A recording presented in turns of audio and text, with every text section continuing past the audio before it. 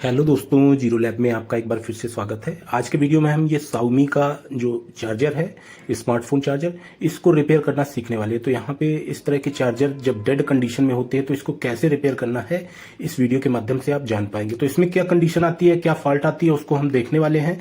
सबसे पहले हम इसको टेस्ट करेंगे। तो यहाँ पे मैं आपको दिखा देता हूँ, मैंने एक और चार्जर जो कि सही है इसको लिया है। ये भी Xiaomi का है और इसको मैंने इसलिए लिया है क्योंकि मैं आपको समझा सकूं। तो यहाँ पे दोनों चार्जर जो है इनको पहले हम टेस्ट कर लेते हैं स्मार्टफोन में लगा के, और जिससे कि आपको ये कंफर्म हो जाएगा कि जो हमारे चार्जर हैं इनमें कौन सही और कौन खराब है। तो यहाँ पे ये हमारा सीरीज टेस्टिंग का बोर्ड है, यानी सीरीज सप्लाई का बोर्ड है। तो इसी में मैं चार्जर जो है इसको लगा देता हूं और इसके बाद इसमें चार्जिंग केबल जो है इसको लगा लेता हूं और मैं इससे फोन को कनेक्ट करके देखता हूं। तो ये जो चार्जर है, चूंकि ये सही है इसलिए यहाँ पे ये चार्जिंग शो करने लगा। तो यहाँ पे ये कंफर्म हो गया कि ये वाला चार्जर जो है हमारा सही है। अब हम इसमें जो खराब चार्जर है, जिसको हम इस वीडियो में रिपेयर करना सीखेंगे, उस चार्जर को भी टेस्ट कर लेते हैं, जिससे कि कंफर्म हो जाएंगे कि ये चार्जर हमारा खराब है। तो यहाँ पे इस चार्जर में भी हम केबल जो है कनेक्ट करते हैं और फोन को कनेक्ट कर लेते हैं। तो यहाँ पे आप देख पाएंगे कि जब हम इससे फोन को कनेक्ट करते हैं तो फोन हमारा चार्जिंग शो नहीं कर रहा है, यानी ये चार्जर जो है हमारा खराब हो गया है। तो खराब होने की कोई भी कंडीशन हो सकती है, डेड होने की कई कंडीशनें हो सकती हैं। उसमें से ये हम देखेंगे कि इस चार्जर में क्या कंडीशन है, ये किस वजह से खराब हुआ है। तो यहाँ पे फुल डेड की कंडीशन में है ये चार्जर। यहाँ पे उदाहरण के तौर पे मैंने ये चार्जर लिया है। इसमें आप देख पा रहे हैं दो कलर हैं, व्हाइट और यहाँ पे ग्रे साइड। तो यहाँ पे जो ग्रे वाला ये आप स्ट्रिप देख रहे हैं ये अलग है और यहीं से चार्जर खुलता है। इसीलिए मैंने ये चार्जर लिया है कि आप इसको आसानी से देख पाए और आपको समझ में आ जाए। यहाँ पे ये जो लाइनिंग है, इसी लाइनिंग पे हमें थर्माकोल कटर कई बार इस लाइनिंग पे चलाना है, जिसके बाद इसको हम अलग कर पाएंगे। तो ये आपको क्लियर हो गया कि ये चार्जर जो है इस तरीके से यहां से खुलेगा। आपको मैं यहां पे दिखा देता हूं। ये चार्जर, ये जो लाइनिंग आप देख रहे हैं, इसी लाइनिंग में हमें थर्माकोल कटर जो है इसको इस तरीके से चलाना है कई बार, जिससे कि यहाँ पे स्पेस बन जाएगा और इसको हम खोल पाएंगे। तो मैं इसको खोल के आपको दिखाता हूं। मैं इसको थर्माकोल कटर से कट कर लेता हूं। जैसा कि आपने देखा, यहाँ पे मैंने इसको कट करने के बाद इसको खोल लिया है और इसी तरीके से आपको भी खोलना है। जो Xiaomi के चार्जर, इस तरह के चार्जर आएंगे, उनको आप ऐसे ही खोल पाएंगे। तो यहाँ पे आप देख पा रहे हैं, इसका ये पीछे साइड का बॉडी है चार्जर का, और ये अंदर का आप देख पा रहे हैं सर्किट बोर्ड हमको दिखने लगा है। तो अब हमें सर्किट बोर्ड जो है इसको बाहर करना है। तो इसको बाहर करने के लिए हम कटर या नोज प्लायर ले सकते हैं और इसकी पीसीबी को पकड़ के हमको बाहर खींचना होता है। तो इस तरीके से हम इसकी पीसीबी को पकड़ के और बाहर खींचेंगे तो ये पीसीबी पूरी जो है ये बाहर आ जाएगी। तो इस तरीके से आप देख पा रहे हैं, मैंने ये जो पीसीबी है इसको बाहर कर लिया है और ये इसका पूरा सर्किट बोर्ड है। आपको ध्यान देना है कि जब आप इसकी पीसीबी बाहर करें तो कोई भी कंपोनेंट आप हाथ से मत टच करें, क्योंकि इसमें जो चार्ज है वो स्टोर हो सकता है और आपको शॉक लग सकता है। तो सबसे पहले हमें चिमटी की सहायता से इसके कैपेसिटर, जो बड़े वाले कैपेसिटर, इनको शॉर्ट करना होता है। यहाँ पे आप देखेंगे इसमें नहीं था, लेकिन इसमें चार्ज स्टोर था।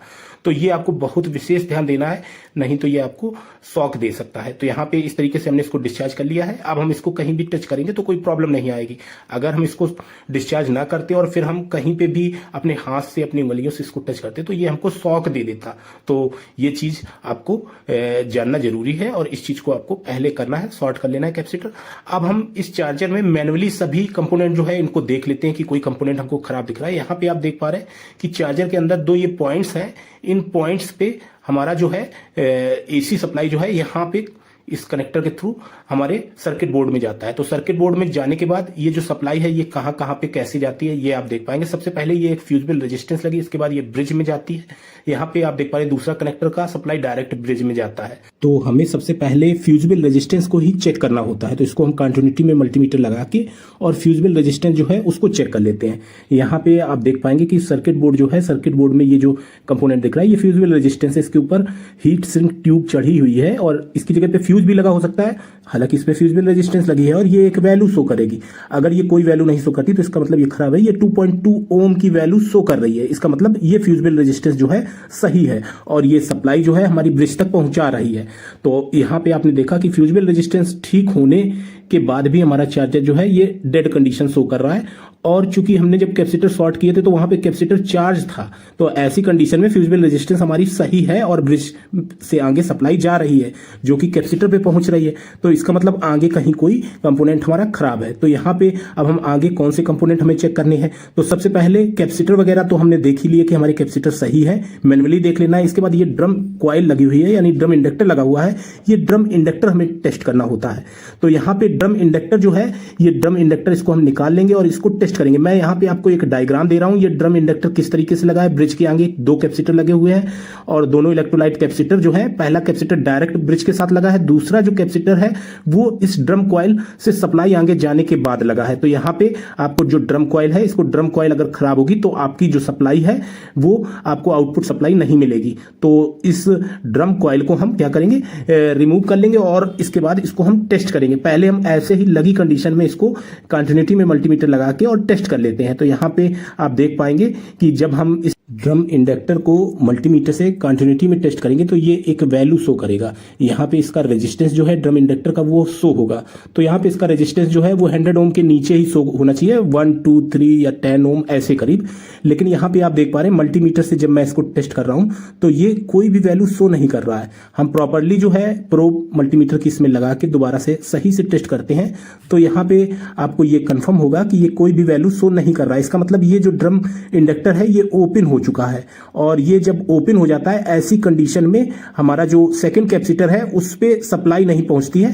तो चलिए इसको मैं रिमूव कर लेता हूं सोल्डरिंग आयरन से और इसके बाद दोबारा से इसको हम कंफर्म करेंगे, टेस्ट दोबारा से करेंगे इसको और हम कंफर्म हो जाएंगे कि ड्रम इंडक्टर जो है ये हमारा ओपन हो गया है।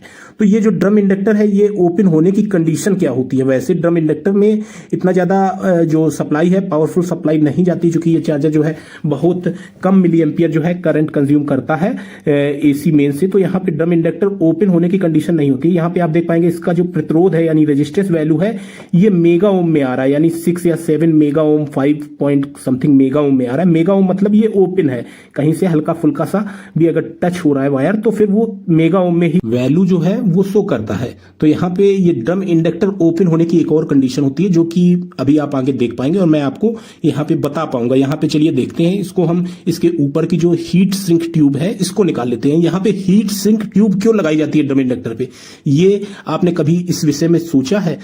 चलिए इस विषय में आज हम बात करेंगे। यहाँ पे हीट सिंक ट्यूब जो है ये इसलिए लगाई जाती है ड्रम इंडक्टर के ऊपर कि ड्रम इंडक्टर जो है जिस सर्किट पे लगा हुआ है वो सर्किट जो है अगर कभी गिरता है तो उसमें ड्रम इंडक्टर जो है वो टूटे ना। यहाँ पे ये ड्रम इंडक्टर जो है टूट चुका है और इसकी वायर जो है वो इसके पॉइंट से, जो इसके दोनों पॉइंट्स हैं, इन पॉइंट से एक पॉइंट से अलग हो गई है। तो यहाँ पे ये सप्लाई जो है ये सप्लाई आगे नहीं बढ़ा रहा था और कैपेसिटर तक सप्लाई नहीं जा रही थी। अब ये गिरने की वजह से टूट गया था। हालांकि हीट सिंक ट्यूब लगी हुई होती है इसके ऊपर जो कि इसको काफी कुछ बचाती है कि ये टूटे ना।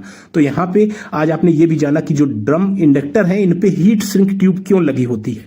तो यहाँ पे आप देख पा रहे हैं ये जो कनेक्शन, जो वायर टूटा था इसको हम कनेक्ट करते हैं सोल्डरिंग आयरन की मदद से और फिर हम इसको ठीक कर पाएंगे। इसमें हल्का सा फेविक्विक लगा देंगे तो ये ड्रम इंडक्टर जो है ये जुड़ जाएगा। इसके बाद इसके ऊपर हम हीट सिंक ट्यूब जो है दोबारा से चढ़ा देंगे। तो यहाँ पे मैं इसको सोल्डरिंग कर लेता हूं। तो चलिए इसको सोल्डरिंग कर लेते हैं और इसके बाद इसको हम दोबारा से सर्किट बोर्ड में जो है लगा के और फिर से टेस्ट करेंगे। तो यहाँ पे आप देख पा रहे हैं मैंने इसको जो है सोल्डरिंग आयरन की मदद से इसका जो वायर टूटा था उस वायर को जोड़ दिया है दूसरे पॉइंट के साथ में। अब हम क्या करेंगे, अब इस पे हम जो है हीट सिंक ट्यूब दोबारा से चढ़ाएंगे। उससे पहले हम एक बार फिर से टेस्ट कर लेते हैं। इसकी वैल्यू जो है हमें मल्टीमीटर में शो हो जाएगी। तो यहाँ पे जब हम इसकी वैल्यू जो है मल्टीमीटर से टेस्ट करते हैं तो आप देख पाएंगे कि ये जो है अपनी वैल्यू ओम में बताएगा। 3 ओम के अबाउट ये वैल्यू बता रहा है, यानी 3 ओम इसका प्रतिरोध है इस समय। तो यहाँ पे ये जो ड्रम इंडक्टर है ये सही हो चुका है। तो चलिए इस पे हीट सिंक ट्यूब जो है उसको हम चढ़ा लेते हैं और चूंकि मैंने फेविक्विक लगा दिया है तो ये ड्रम कॉइल जो है ये जुड़ चुकी है। इस तरीके से हम हीट सिंक ट्यूब जो है इस पे चढ़ा देंगे और इसके बाद ये जो है सुरक्षित हो जाएगा और दोबारा से आसानी से जल्दी नहीं टूटेगा। अगर गिर भी जाता है चार्जर तो हमारा ये जो है ड्रम इंडक्टर टूटेगा नहीं। तो यहाँ पे हीट सिंक ट्यूब जो है हमने चढ़ा दिया। सोल्डरिंग आयरन की मदद से ही मैं इसको जो है इसके ऊपर सही से लगा देता हूं, जिससे कि ये हीट सिंक ट्यूब जो है ये जब टेम्परेचर इसको मिलता है तो ये सिकुड़ जाती है, यानी ये जो है उस पे बिल्कुल अच्छी तरीके से चारों तरफ से उसको ढक लेती है, जिससे कि ड्रम कॉइल जो है वो हमारी सुरक्षित हो जाएगी। तो यहाँ पे आप देख पा रहे हैं कि ये जो ड्रम कॉइल है इस पे हमने हीट सिंक ट्यूब चढ़ा दिया। एक्स्ट्रा जो है हीट सिंक ट्यूब जो है इसको हम कट कर देंगे और फिर इसके बाद इस पे अच्छे से हम सोल्डरिंग आयरन से ही हीट देके इसको जो है कंप्रेस कर देंगे। यहाँ पे आप देख पा रहे हैं ये मैंने इसका जो एक्स्ट्रा हीट सिंक ट्यूब था उसको कट कर लिया है और अब हम सोल्डरिंग आयरन से ही इसको जो है कंप्रेस कर रहे हैं। इस तरीके से ये जैसे ही गर्म होता है ये ट्यूब जो है तो ये कंप्रेस हो जाता है। तो इस तरीके से हमने इसको प्रॉपरली जो है कंप्रेस कर लिया है।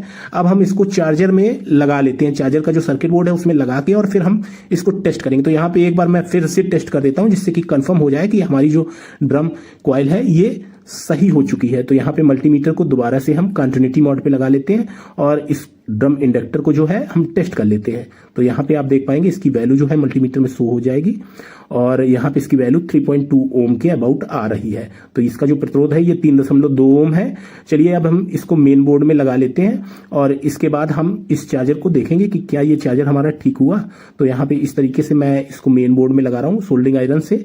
आप देख पाएंगे कि इसको इस तरीके से मैंने मेन बोर्ड में जो है इसके दोनों पॉइंट जो है उसको कनेक्ट कर दिया है। जब हम इसको मेन बोर्ड में कनेक्ट कर देंगे और ये सही होगा तो हमारा जो दूसरा इलेक्ट्रोलाइट कैपेसिटर है उस पे सप्लाई पहुंचने लगेगी और जब उस पे पहुंचेगी तभी हमारा सप्लाई जो है आगे पहुंचेगा और तभी हमें आउटपुट मिलेगा, अगर आगे के सारे कंपोनेंट सही होंगे। तो इस चार्जर में कोई ज्यादा बड़ी फॉल्ट नहीं थी। ये चार्जर जो है गिरने की वजह से इसका जो ड्रम कॉइल है वो ब्रेक हो गया था और वो ओपन हो गया था। ऐसी कंडीशन में हमारा चार्जर जो है डेड हो गया था। तो ऐसी कंडीशन भी आपके चार्जर के साथ आ सकती है। जब भी हम कोई भी कंपोनेंट उसको सर्किट बोर्ड में जोड़ते हैं तो यहाँ पे ध्यान देना है कि उसमें शॉर्टिंग ना रहे। तो यहाँ पे इस तरीके से हमने ड्रम कॉइल जो है इसको लगा लिया है और अब हम इसको दोबारा से अपने चार्जर में इंस्टॉल करके और फिर इसको चेक करते हैं कि क्या हमारा ये जो मोबाइल चार्जर है ये ठीक हुआ या नहीं हुआ। तो इस तरीके से मैंने इसको अपने जो चार्जर की बॉडी है उसके साथ कनेक्ट कर लिया है और अब हम इसको सीरीज सप्लाई से फिर से टेस्ट करेंगे। आपको ध्यान देना है सीरीज सप्लाई से ही हमेशा कोई भी इलेक्ट्रॉनिक इक्विपमेंट जो है उसको ठीक करने के बाद सीरीज सप्लाई से ही टेस्ट करना है। तो चलिए इसको हम मोबाइल से कनेक्ट करके देखते हैं कि क्या चार्जर हमारा सही हुआ। तो यहाँ पे आप देख पाएंगे कि जो चार्जर था वो ठीक हो चुका है और वो चार्जिंग जो है आउटपुट देने लगा है। तो इस तरीके से हमने जो हमारा मोबाइल चार्जर है उसको रिपेयर कर लिया है। तो उम्मीद करता हूं कि ये वीडियो जो है आपके लिए काफी हेल्पफुल रहेगी।